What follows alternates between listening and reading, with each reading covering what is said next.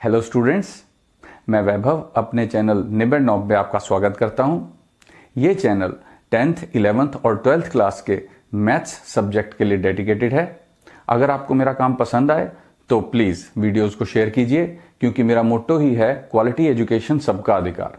और अगर आप पूरा सिलेबस कवर करना चाहते हैं तो आप मेरे चैनल को सब्सक्राइब करके प्लेलिस्ट में जाके चैप्टर वाइज, क्लास वाइज सारे वीडियोस की प्लेलिस्ट चेक कर सकते हैं।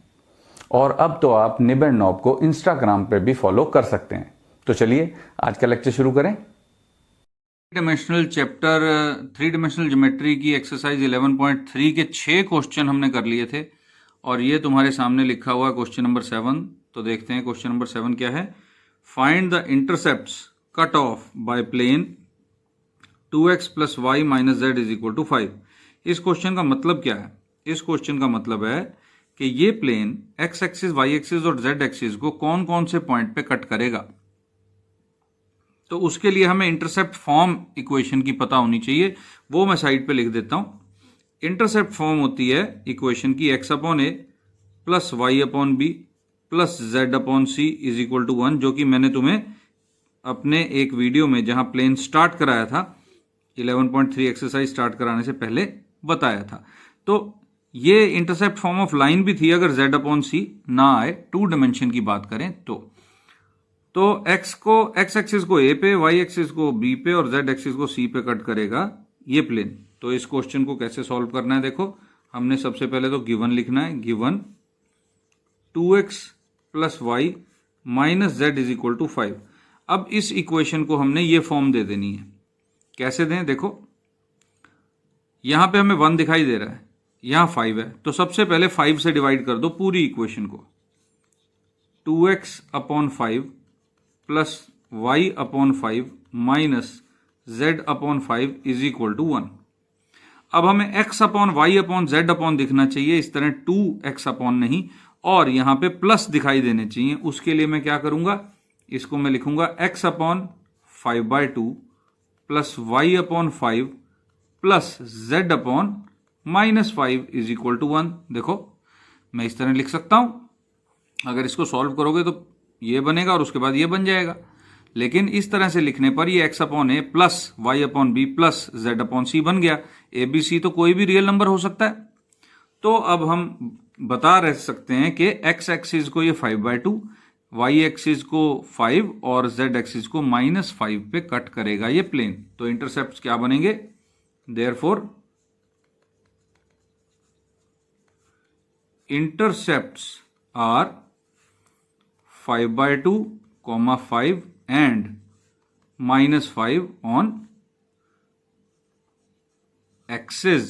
अब ये जो E के साथ एक्सिस लिखा है इसका मतलब तीनों एक्सिस से है, ये प्लूरल है।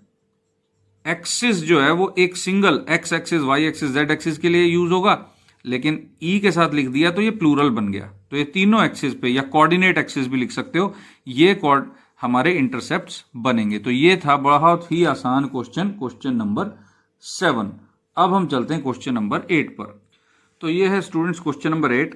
Find the equation of plane with intercept 3 on y axis and parallel to ZOX plane. तो इस क्वेश्चन का सोल्यूशन स्टार्ट करने से पहले इस क्वेश्चन में जो गिवन है वो समझ लेते हैं हम। देखो अगर y एक्सिस को ये 3 पॉइंट पे काट रहा है, इंटरसेप्ट 3 बना रहा है, तो हमने पिछले क्वेश्चन में ही देखा, हमें पता चल गया कि ये पॉइंट 0, 3, 0 से पास कर रहा है, इस पॉइंट से पास कर रहा है। एक तो ये पता लग गया। दूसरा, ये ZX प्लेन के पैरेलल है। तो ZX प्लेन कैसा होता है, देखो x axis, y axis, z axis हम रफली बना के देखते हैं। ये z है और ये x है, ये ZX प्लेन है। तो ZX प्लेन के परपेंडिकुलर देखो कौन सी एक्सिस है, y एक्सिस है, यानी कि ZX प्लेन के नॉर्मल जो एक्सिस है वो y है। तो ये प्लेन भी हमारा जो रिक्वायर्ड प्लेन है ये भी ZX प्लेन के पैरेलल है, यानी कि इसका भी नॉर्मल y एक्सिस के अलोंग होगा।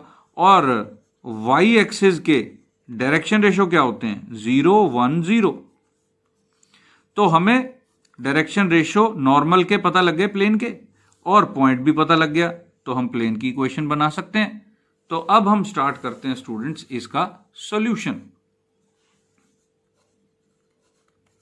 हमने कहा given y intercept is 3, that is plane passes from a 0 3 0, y axis को 3 पे कट करता है ये प्लेन, तो ऑब्वियसली वो वाला पॉइंट कौन सा होगा, उसके कोऑर्डिनेट्स होंगे 0 3 0। उसके बाद since plane is parallel to ZOX plane, direction ratios of normal to plane are 0 1 0। तो हमें डायरेक्शन रेशियोज भी पता लग गए प्लेन के नॉर्मल के, और एक पॉइंट भी पता लग गया प्लेन पर। तो therefore equation of plane is, हम इक्वेशन का फॉर्मूला पहले लिखेंगे, a x minus x1 plus b y minus y1 plus c z minus z1 is equal to 0। तो a देखो a b c क्या है, 0 1 0, तो ये तो 0 हो गया, प्लस b 1 है, y माइनस 3 क्योंकि y1 3 है, प्लस c फिर 0 है, तो 0 इज इक्वल टू 0। तो इक्वेशन क्या आ गई, y minus 3 is equal to 0। तो ये स्टूडेंट्स हमारा क्वेश्चन सॉल्व हो गया बहुत ही आसानी से, आई थिंक समझ में आ गया होगा। अब हम चलते हैं क्वेश्चन नंबर 9 पर। तो ये स्टूडेंट्स हमारा question number 9। Find the equation of plane through the intersection of planes 3x minus Y plus 2z is equal to 4 and x plus y plus z is equal to 2 and the point 2, 2, 1। अब यहां पर एक और concept आ गया कि intersection of the planes, एक plane जो इन दो प्लेन्स के इंटरसेक्शन से पास कर रहा है। जब हम देखते हैं कि दो प्लेन्स इंटरसेक्ट कर रहे हैं, एक ये प्लेन बन गया और एक ये प्लेन बन गया, तो इनकी इंटरसेक्शन कहां होगी, इनकी इंटरसेक्शन ऐसे होगी, ये लाइन बनेगी, और इस लाइन में से अगर कोई और प्लेन ऐसे पास कर रहा है तो इसकी इक्वेशन क्या बनेगी। तो पहले हम वो समझ लेते हैं। मान लो हमारे पास जो प्लेन है वो x plus y plus z plus 1 is equal to 0 इस तरह से है, मतलब सारी टर्म्स इस तरफ हैं, इक्वल टू 0 उस तरफ है। तो हम दो प्लेन्स मान लेते हैं, P1 is equal to 0, P2 is equal to 0, दो प्लेन्स हैं। तो इनकी लाइन ऑफ इंटरसेक्शन, क्योंकि दो प्लेन्स जब इंटरसेक्ट करते हैं तो लाइन बनती है, इनकी लाइन ऑफ इंटरसेक्शन से पास करते हुए प्लेन की इक्वेशन क्या होगी, P1 plus lambda P2 is equal to 0। ये प्लेन की इक्वेशन होती है, बस लैम्डा की वैल्यू हमने फाइंड करनी होती है। तो इस तरह से हम फाइंड करते हैं equation of plane passing through the line of intersection of two planes. तो ये बेसिक इसका कंसेप्ट है कि इस तरह से हम करेंगे। तो सॉल्यूशन अब मैं स्टार्ट करता हूं। सबसे पहले हम गिवन लिखते हैं, जो प्लेन की इक्वेशंस हैं देखो, 3x minus Y plus 2z, और इक्वल टू 0 लिखने के लिए हम 4 को इस तरफ ले आते हैं, -4 is equal to 0, equation number 1। और दूसरी इक्वेशन है x plus y plus z minus 2 is equal to 0, equation number 2। और एक पॉइंट भी गिवन है हमें जो प्लेन पर है, उसका नाम हमने a रख दिया, 2, 2, 1। तो अब हम कहेंगे कि equation of plane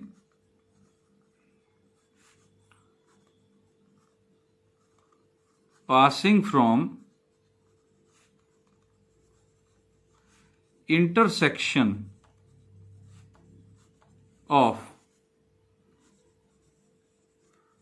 planes 1 and 2 is, equation कैसे बनेगी देखो, पहले हम ये लिखेंगे इक्वेशन नंबर 1 से 3x minus Y plus 2z minus 4 plus lambda times, अब ये लिखेंगे x plus y plus z minus 2 is equal to 0, equation number 3।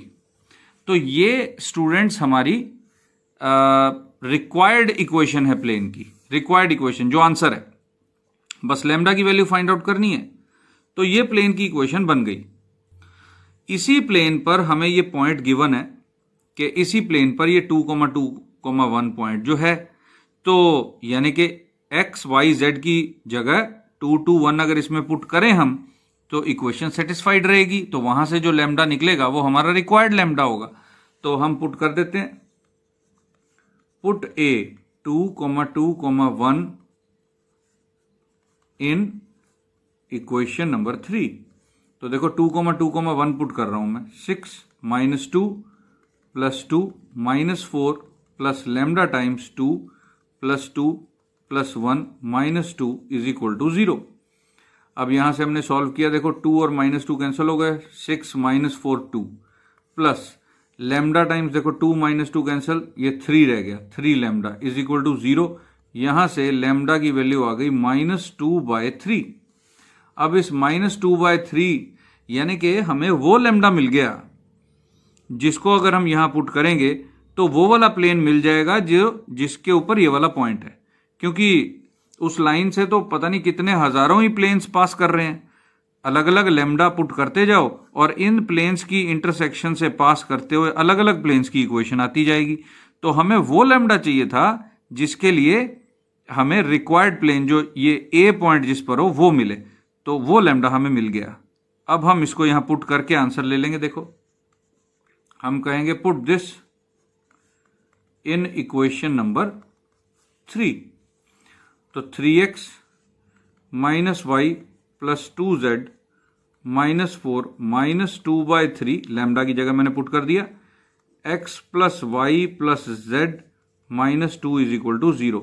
अब इसको इजीली सॉल्व करने के लिए मैं क्या कर रहा हूं, 3 से पूरी इक्वेशन को मल्टीप्लाई कर रहा हूं ताकि ये अपॉन 3 कैंसिल हो जाए। 9x minus 3y plus 6z minus 12, sorry 4 नहीं आएगा 12, और -2 के साथ ये ब्रैकेट खुल जाएगा क्योंकि -2 रह गया, 3 तो कैंसिल हो गया, -2x minus 2y minus 2z plus 4 is equal to 0। तो 9x minus 2x 7x minus 3y minus 2y minus 5y 6z minus 2z plus 4z minus 12 plus 4 यानी माइनस का 8 इज इक्वल टू 0। तो ये students हमारी वो equation आ गई जो हमें चाहिए थी, वो प्लेन जो पॉइंट 2,2,1 से पास कर रहा है और इन दो प्लेन के लाइन ऑफ इंटरसेक्शन में से पास कर रहा है, हमें ये पता लग गया।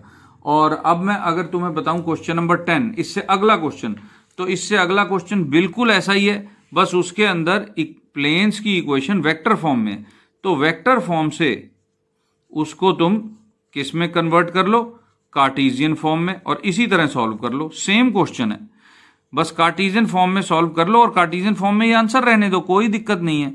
जैसा कि इस बुक में आंसर वेक्टर फॉर्म में है, अगर कार्टेशियन फॉर्म में भी आंसर दे देते हो तो गलत बिल्कुल भी नहीं होगा, और अगर चाहो तो उसको वेक्टर फॉर्म में दोबारा आंसर को बना दो। तो क्वेश्चन सेम है, तुमने खुद करना है।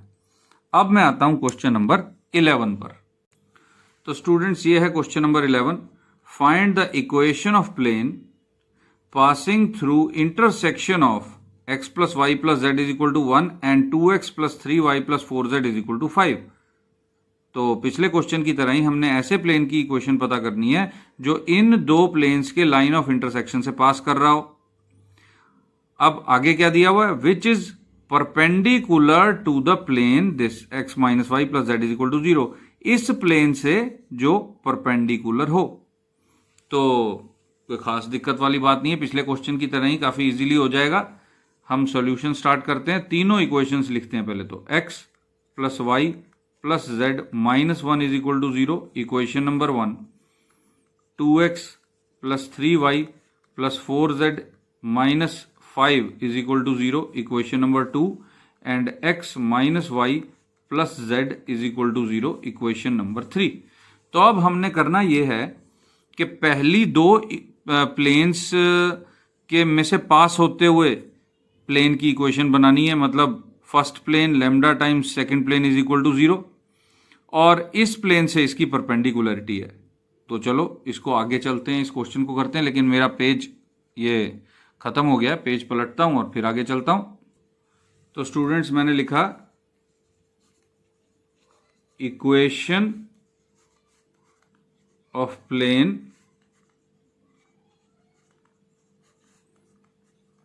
passing through intersection of 1 and 2 is, तो पहली इक्वेशन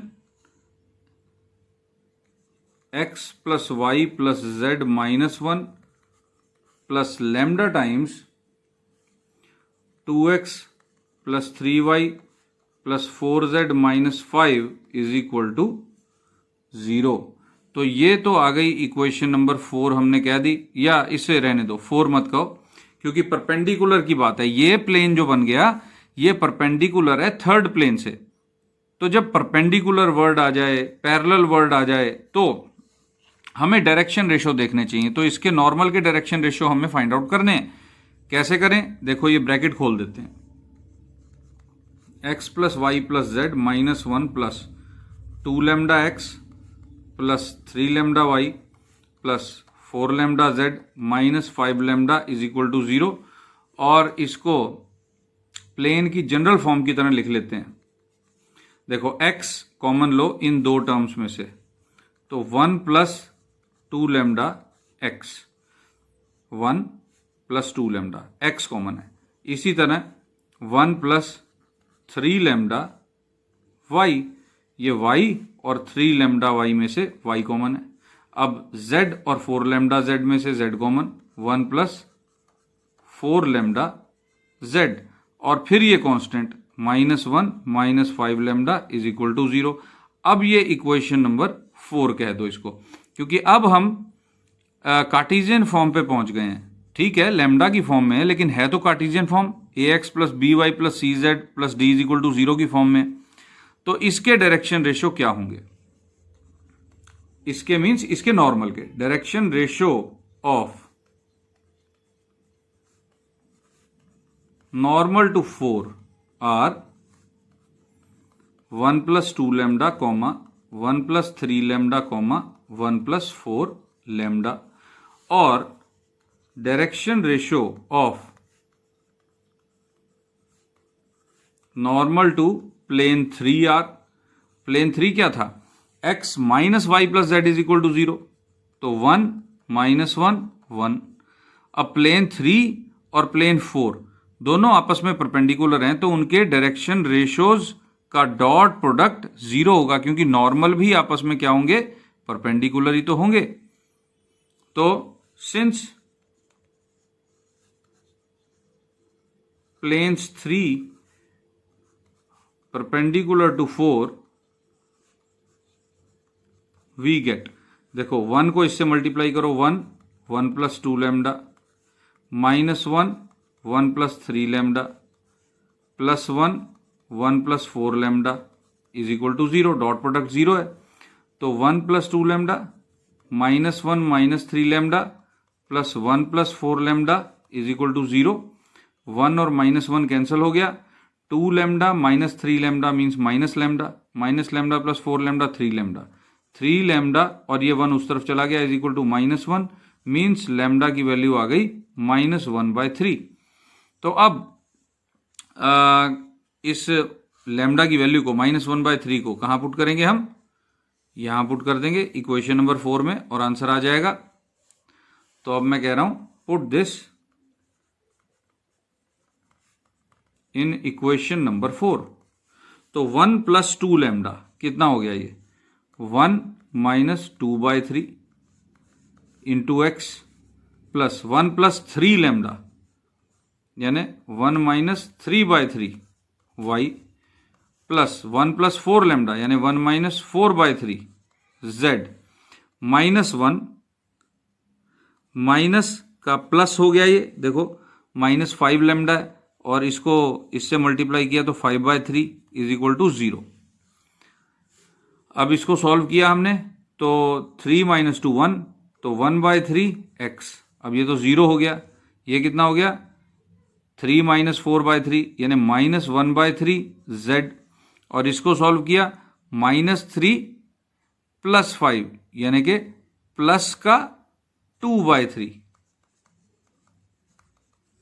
अब 3 से मल्टीप्लाई किया पूरी इक्वेशन को तो x minus z plus 2 is equal to 0। ये आ गई इक्वेशन हमारे प्लेन की। हमने किया क्या है एक बार फिर देख लो।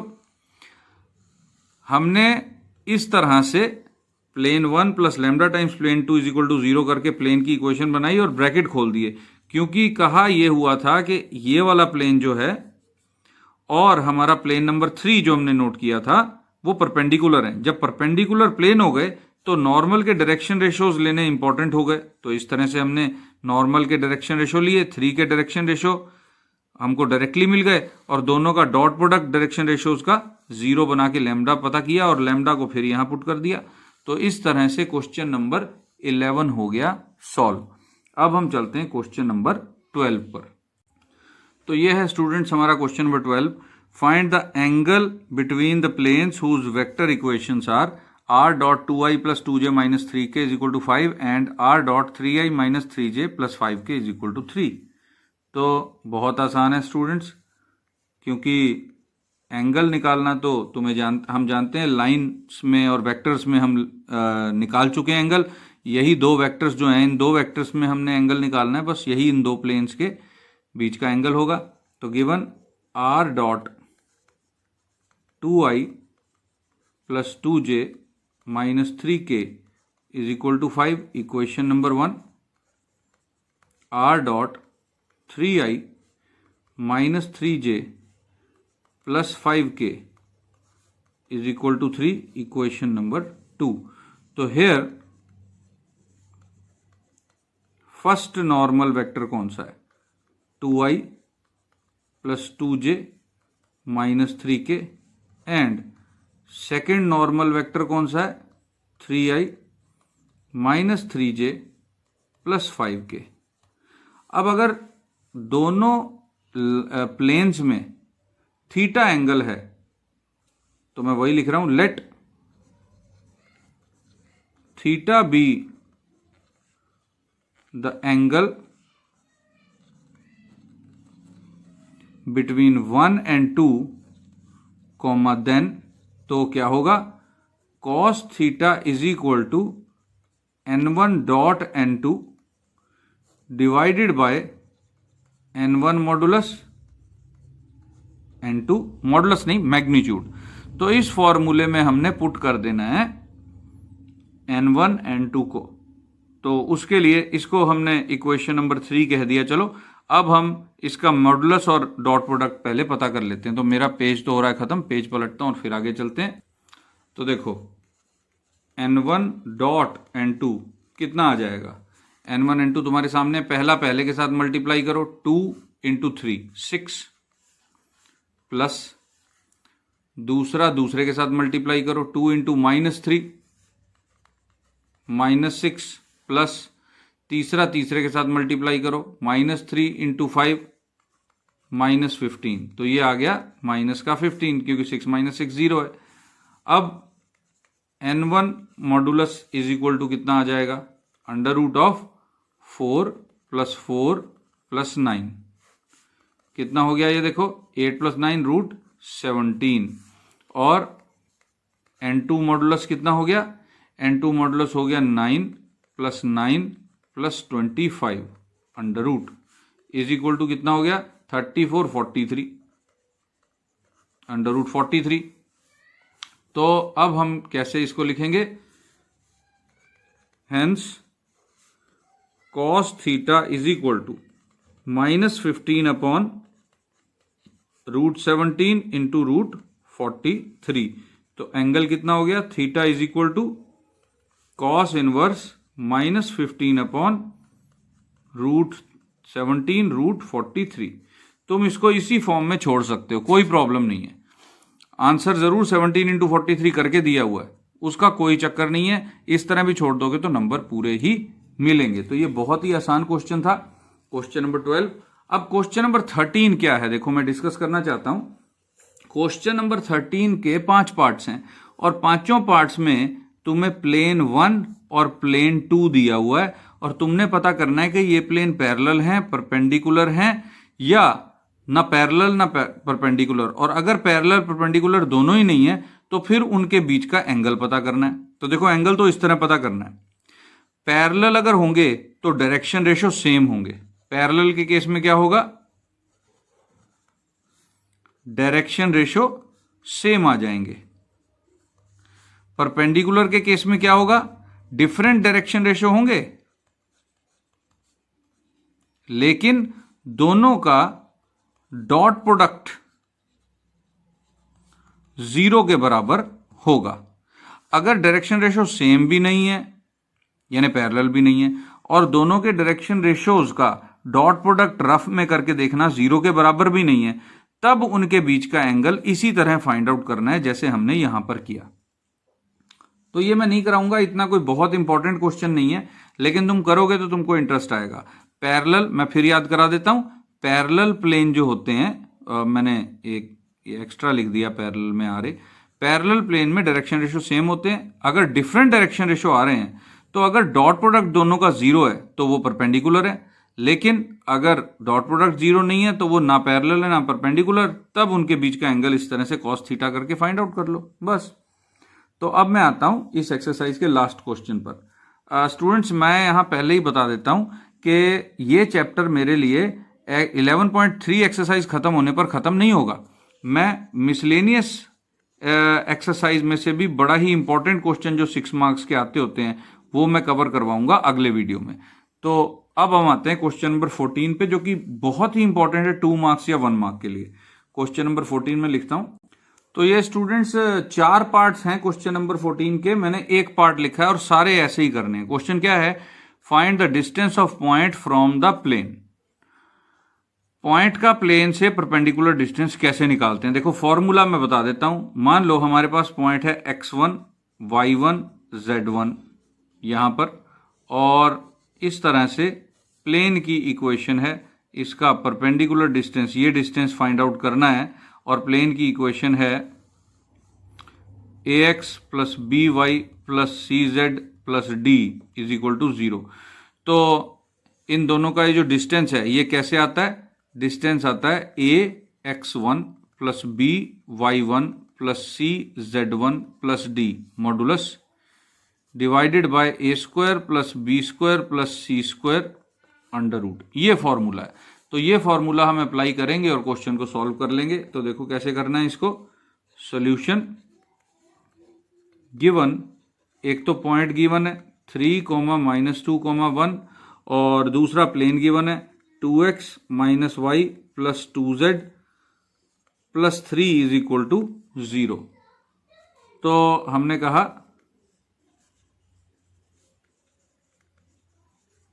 परपेंडिकुलर डिस्टेंस, इक्वेशन नंबर 1 क्या देते हैं इसको, ऑफ a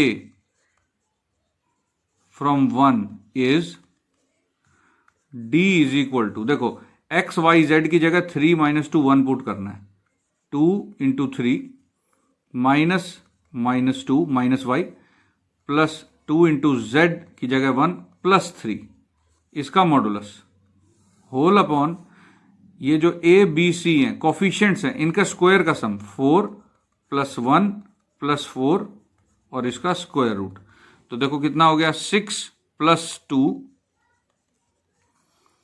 + 2 + 3, मॉडुलस लगाने की जरूरत नहीं क्योंकि पॉजिटिव है, और 3 ये कितना हो गया 9 √9। तो d कितना आ गया देखो, ये कितना हो गया 7, ये 7 हो गया, 3 + 2 + 2 7 + 6 13, 13 बाय √9 3 यूनिट्स।